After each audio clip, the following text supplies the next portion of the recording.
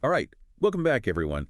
Ready to jump into another deep dive? Absolutely. Always excited to explore these stories and see what we can learn from them. Well, today we're looking at the book of Judges, specifically chapter 6, the story of Gideon. Oh, yeah, Gideon. Now that's a story with some layers, lots to unpack there. It's a story that might seem, at first glance, like just another ancient tale, but trust me, Oh, I know. There's so much in there about leadership, faith, courage. stuff that's still so relevant today, even thousands of years later. Absolutely. It's amazing how these stories can still speak to us.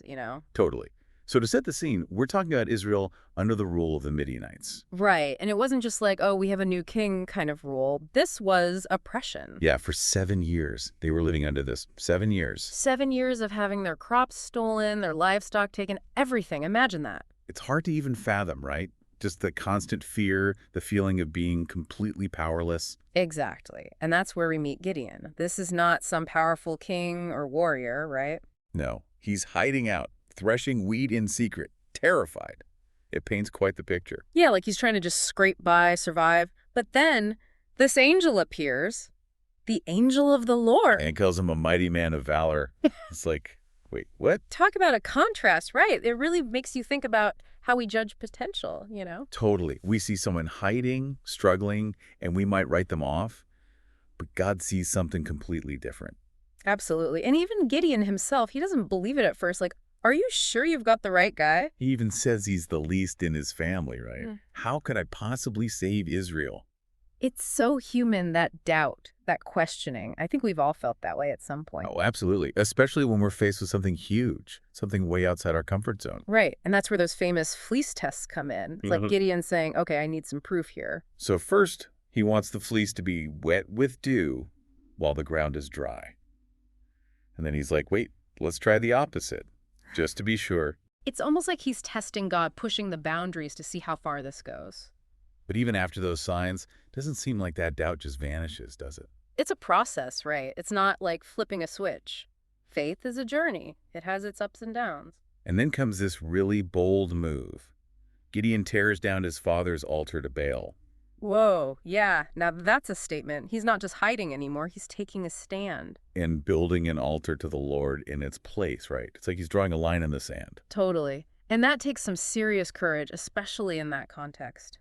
Going against the cultural norms. It makes me think about those moments when we feel called to do something that goes against the grain, even if it's uncomfortable. Like speaking up for what's right, even when it's unpopular. It's that same kind of courage that Gideon displayed. But even with this bold act, he's still got that fear, that doubt lingering. Right. Oh, yeah, he's human. He's still wrestling with all these emotions. And that's where the story gets really fascinating. It's like, even when he takes this big step, there's still this part of him that's holding back. Yeah, and it makes you wonder, right? What is it that finally pushes him over the edge? What helps him overcome that fear? Well, I think it's a combination of things. It's the signs from God, sure, but it's also something deeper. Like what? Like a realization that he's not alone in this.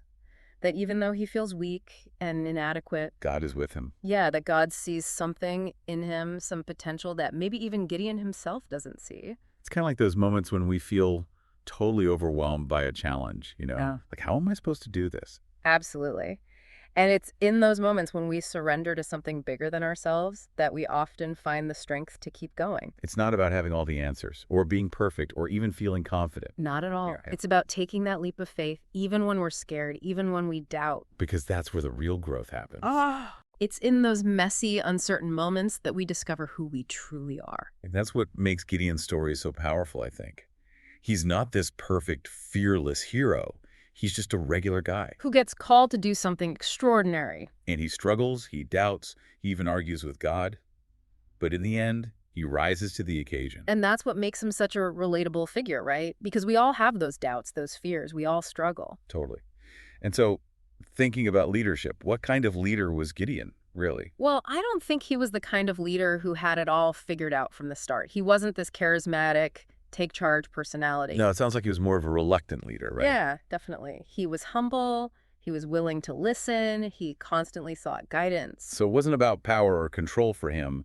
It was about service. Exactly. And that's a really important lesson for us today, I think. True leadership isn't about being the loudest voice in the room or having all the answers. It's about empowering others, creating a shared vision, and inspiring people to come together to achieve something bigger than themselves. And that's what Gideon did. He inspired the Israelites to believe in themselves, to believe that they could overcome this oppressive force. And he didn't do it by bossing them around or Yeah. micromanaging every detail. He trusted them, he delegated responsibility, He created space for others to shine, to step into their own leadership roles. and that's what led to their ultimate victory. And I think it's a powerful reminder for us today that sometimes the most effective leaders are the ones who are willing to step back and let others take the lead. Yeah, it's about empowering others, not controlling them. And it's about creating a culture of collaboration where everyone feels valued and respected. Now, I know we talked earlier about Gideon tearing down his father's altar to Baal. It was a pretty bold move, a real challenge to the status quo. Right, it was a public declaration of his faith and a rejection of the prevailing cultural norms. And it makes you think, what are those things in our own lives that we need to tear down? What are those harmful norms or beliefs that are holding us back? Yeah, those altars we've built to things that no longer serve us. Like fear or self-doubt or even just complacency? It's about having the courage to challenge the status quo, to speak out against injustice, even when it's uncomfortable. And to stand up for what we believe in, even when it's unpopular. Because that's how we create real change, both in ourselves and in the world around us. And it's not always easy, right? There's going to be resistance, there's going to be pushback. Absolutely.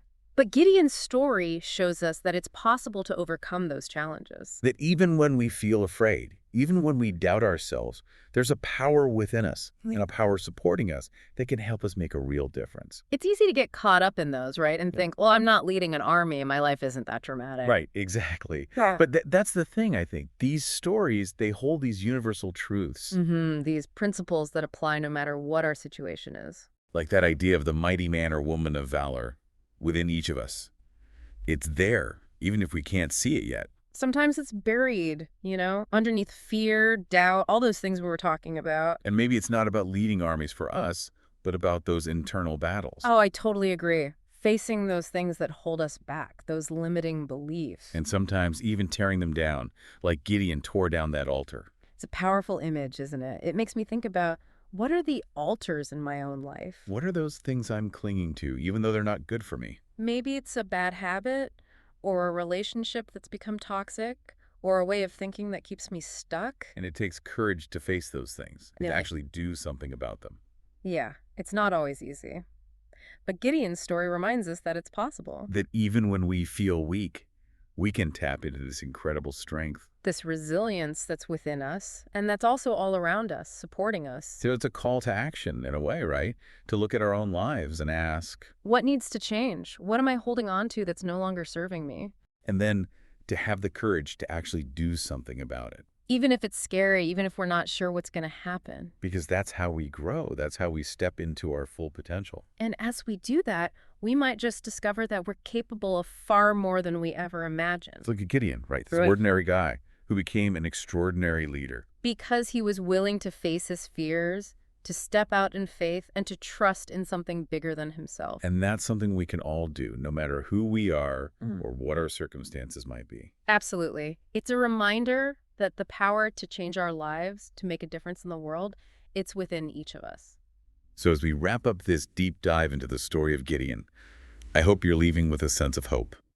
And a renewed belief in your own ability to create positive change, both in your own life and in the world around you. Thanks for joining us, everyone. Until next time.